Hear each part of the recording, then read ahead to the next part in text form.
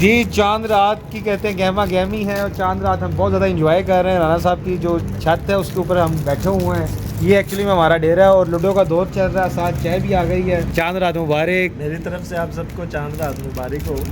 और इंशाल्लाह ताला भट्ट साहब का निकाह भी हो रहा है। हाँ जी माशाल्लाह भट्ट साहब का जी ईद के दूसरे दिन निकाह है, तो भट्ट साहब को चांद रात भी मुबारक, ईद भी मुबारक और इसके साथ साथ इनको एडवांस जो है ना जी निकाह मुबारक और सबको जी ईद मुबारक। ईद के लिए अब जो है ना तैयारी कर रहे हैं कि ईद की नमाज सुबह सुबह इंशाल्लाह हमने 6 बजे पढ़नी है इंशाल्लाह, वो भी इकट्ठे पढ़ेंगे इंशाल्लाह बफज़ल खुदा।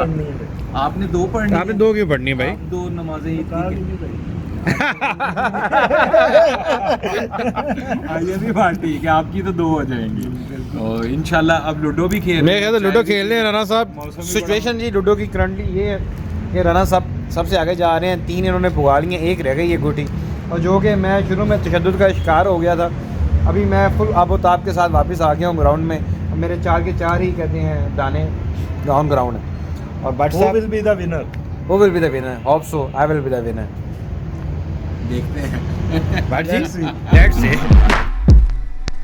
देखती आंखों और सुनते कानों को मेरी तरफ से ईद उल फितर का चांद मुबारक। चांद नज़र आ चुका है और इस दफ़ा रोज़े भी 30 हुए और बंदा ना चीज़ को 30 के 30 रोज़े रखने का मौका मिला है। कल ईद उल फितर है और मेरे ख्याल में यहाँ पे नमाज का टाइम सुबह 7 बजे का है।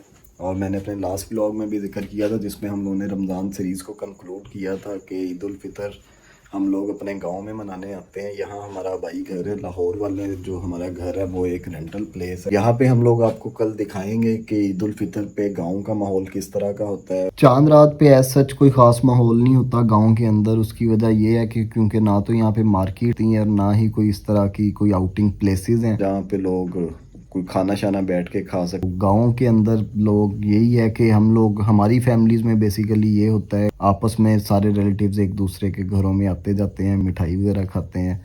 तो लेकिन कोई बाहर घूमना फिरना जो शहरों में कल्चर होता है वैसी यहाँ पे कोई चीज़ नहीं होती।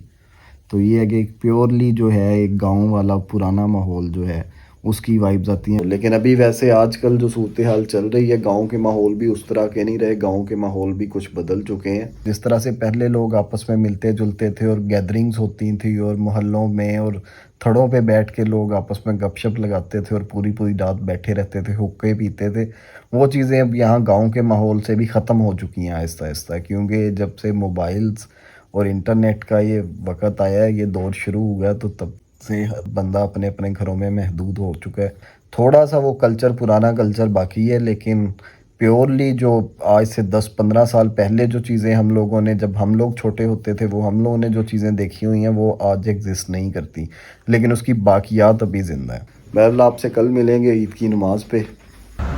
ईद की शॉपिंग की वजह से लोगों का काफ़ी ज़्यादा रश है, लोग आ रहे हैं और इधर हम छत पे बैठे लोगों को चांद रात एंजॉय करता हुआ देख रहे हैं। लूडो की 2 बारियां की हैं हमने। किस टाइम क्या एंजॉय कर रहे हैं? मैं जीत गया हूँ, ये तो वो और दोनों की दोनों मैं हार गया हूँ और दोनों व्हाट्सएप को लगी और दोनों का विनर मैं हूँ। आज मेरी चांदनी मुझसे दूर है और आज चांदनी भी है, सारा कुछ है, एज यूजुअल गेम हुई और मैं जीता हूँ और व्हाट्सएप को लगी हूँ। कोई मसला नहीं है, नेक्स्ट टाइम से गिरते हैं शाह सवार ही मैदान जंग में। क्या ख्याल है राना साहब?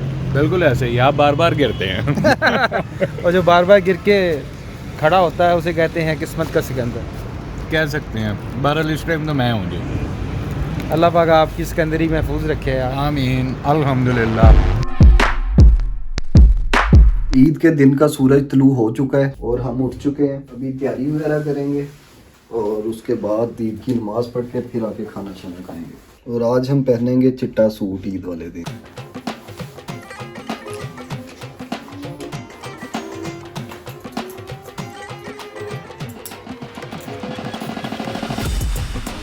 अभी ईद की नमाज वगैरह पढ़ते हैं, नमाज का टाइम होने वाला है और साथ ही आपको बाहर का माहौल भी दिखाते हैं गांव का। और वापस आके आपको एक बहुत बड़ी खुशखबरी सुनानी है, वो आपको वापस आके सुनाते हैं। तो अभी चलते हैं नमाज पढ़ने।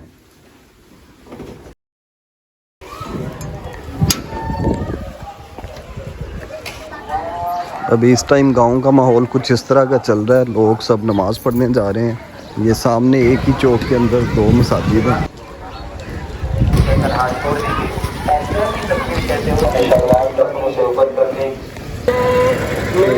ईद की नमाज हो चुकी है, अभी घर वालों से मिलेंगे और फिर थोड़ी देर बाद रिलेटिव्स आना स्टार्ट हो जाएंगे, फिर उनके साथ गपशप का सिलसिला चलता रहेगा। आज के दिन की सबसे ख़ास बात जो हुई है वो मैं आप लोगों से ईद की नमाज़ पढ़ने जाने से पहले भी बात कर रहा था कि गुड न्यूज़, खुशखबरी है कि आपको सुनानी है। वो ये है कि मैं चाचू बन चुका हूँ और तोकीर के यहाँ बेटी की पैदाइश हुई है। बेटियाँ अल्लाह ताला की रहमत होती हैं और इस खूबसूरत दिन के मौके पे इससे अच्छी कोई खुशी की खबर हो नहीं सकती। इस बेहतरीन खबर ने इस ईद को चार चांद लगा के रखती हैं। ये सामने आपको जो नज़र आ रहा है ये मेरा घर है, इसका हाउस टूर भी मैं दूंगा। इसमें ख़ास बात ये है इस घर की कि 94 का बना हुआ है और इसकी कुछ विंटेज लुक्स भी हैं जो पुराने वक्तों के हिसाब से हैं और कुछ नई चीज़ें भी ऐड हो चुकी हैं वक्त के हिसाब से। शाम का टाइम हो चुका है और यहाँ पे कुछ इस तरह का गांव में माहौल चल रहा है। जब हम लोग छोटे होते थे तब ये गलियाँ फुल रौनक वाली होती थी, इधर स्टॉल्स लगे होते थे खाने पीने के और खिलौनों वगैरह के। तो लेकिन अभी वक्त के साथ साथ गांव वगैरह के माहौल भी चेंज हो चुके हैं, तो अभी यहाँ भी थोड़े सन्नाटे छाए हुए हैं।